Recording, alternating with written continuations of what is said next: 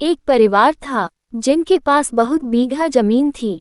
घर में 4 लड़के थे। चारों खेत में मेहनत मजदूरी करके कमाते थे।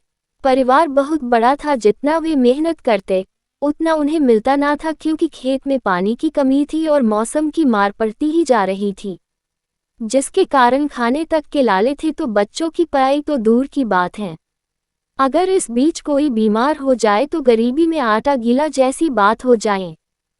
परिवार बहुत बड़ा था, जिस कारण आपसी लड़ाइयाँ भी बढ़ती जा रही थी। वैचारिक मतभेद था, सभी अपने खेत के लिए कुछ अलग करके कमाना चाहते थे, जिसे देखकर परिवार के मुखिया ने खेत को 4 बराबर हिस्सों में बांट दिया और सभी भाइयों को अपने अपने परिवार की जिम्मेदारी सौंप दी, ताकि जिसे जो बेहतर लगे वो करे। अकाल की स्थिति थी, ऐसे में चारों परिवार दुखी थे। तभी एक उद्योगपति गांव में आया।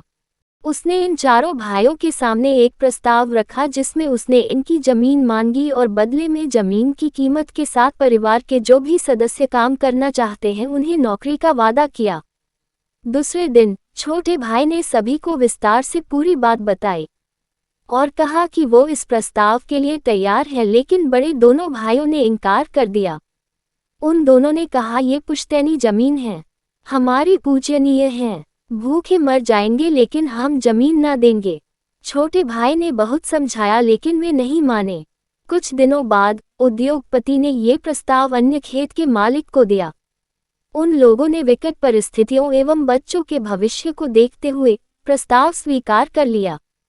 कुछ समय बाद उस जमीन पर एक उद्योग बना, जहां कई ग्रामवासियों को नौकरी मिली।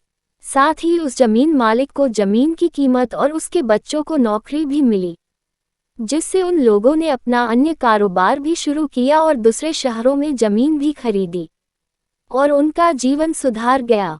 उन्होंने एक बड़ा सा बंगला बनाया, जिसमें बाग को संभालने का काम वो चारों करते थे, जिन्हें पहले उद्योग का प्रस्ताव मिला था।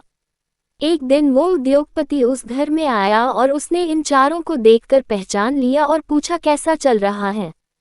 तब सिर झुकाकर कहा, साहूकार का कर्ज बढ़ गया था, जमीन हाथ से चली गई, अब मजदूर और बाग का काम करते हैं। उद्योगपति ने कहा, अगर आप मान लेते तो ये दशा ना होती। उस पर छोटे भाई ने करुण स्वर में कहा, अब पछताए होत क्या, जब चिड़िया चुग गई खेत।